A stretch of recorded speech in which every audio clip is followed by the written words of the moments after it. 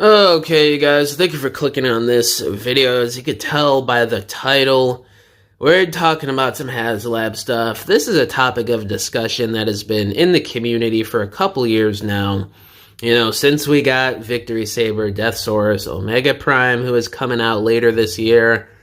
And, you know, these are basically A, B-list characters, especially A-list if we're talking about Optimus and Ultra Magnus. It's really been a question of, did these really need to be HASLAB?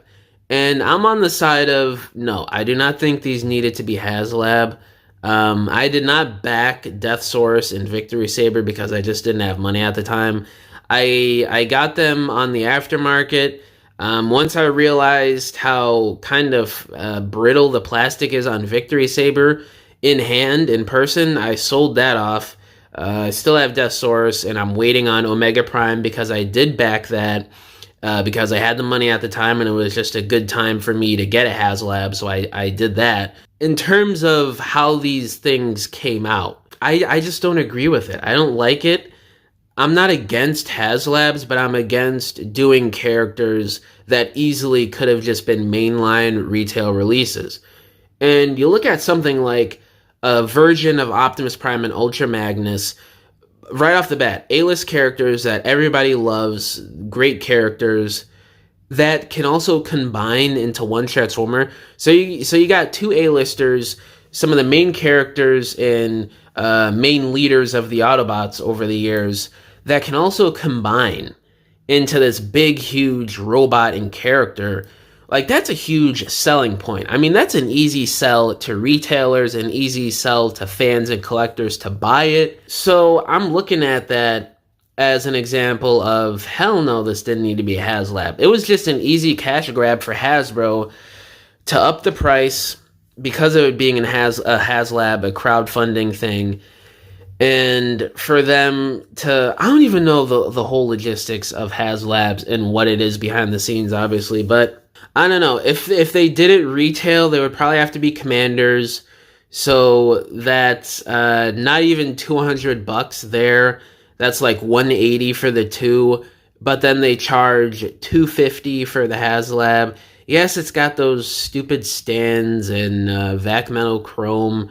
So that raises the price a little bit, but I'm sure there's still a little bit more of a profit margin than just doing them as Commander Class mainline retail releases. I'm just speculating on that, guys. I don't know for sure, so don't go running with that narrative, and then you get people online saying, chrisjaammm is making things up. No, I'm just speculating here. I don't know for sure. But that could be a reason, you know, I don't know. Just looking at Omega Prime alone, it's a little fishy to me that they're choosing these types of characters. Now, I do agree with Unicron and Lyle Kaiser being HASLAB releases. Those are pretty big characters. A lot of stuff to go into that. When I just don't think people would be too committed at retail, and I do not think retailers themselves would care too much. Even though we do get super obscure stuff at retail nowadays, it's mostly repaints or retools of characters for more obscure stuff these days. That's just how they do it. So with Lyle Kaiser, Unicron, totally understand. Unicron being too expensive, too big. Lyle Kaiser just being a lot of components and a lot of stuff taking up mainline slots that I don't think a lot of people would care about, and I don't think retailers would care about either. So those two make sense to me, just the way I was thinking about it. But Victory Saber, I mean, you get basically almost a Prime-like character. He could have been done in Age of the Primes. He could have been like a leader class, then make, Victory Leo as a leader class at some point. You got those two. Or no, Star Saber could have been a commander class at some point. Make Victory Leo a leader class.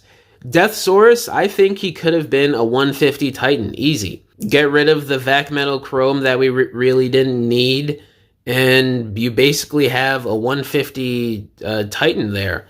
So I really do feel like Hasbro is going to be reevaluating how they do HASLABs going forward, especially since Victory Saber and Deathsaurus were closer to that new 150 Titan price point.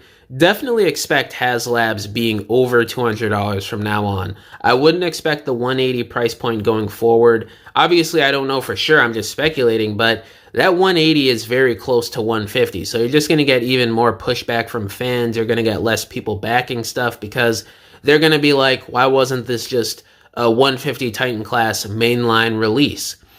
So I definitely do feel like going forward, they're going to be more in line with the Lyle Kaiser and Omega Prime price points over $200. And it's all just going to go down to the value, what it is, what the character is for me personally.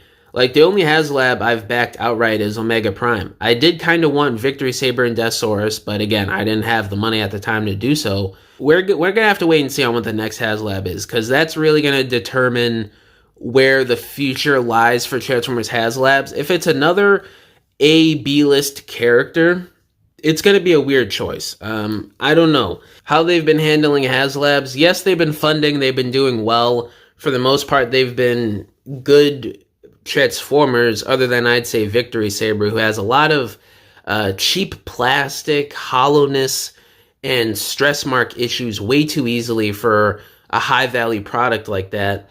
For the most part, they've been good releases, and they've funded. So I really don't have a problem with that. It's just the character choices. I think it's been pretty lackluster. You know, HasLab is supposed to be for big ticket items. That's like a dream project that you would never see at retail.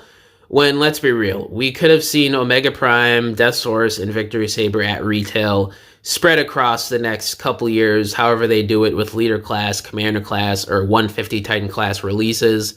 So hopefully going forward, they start picking characters that feels more like a dream come true to get made as a figure, instead of like an A-B-list character that you easily could have seen at retail get done in the next few years.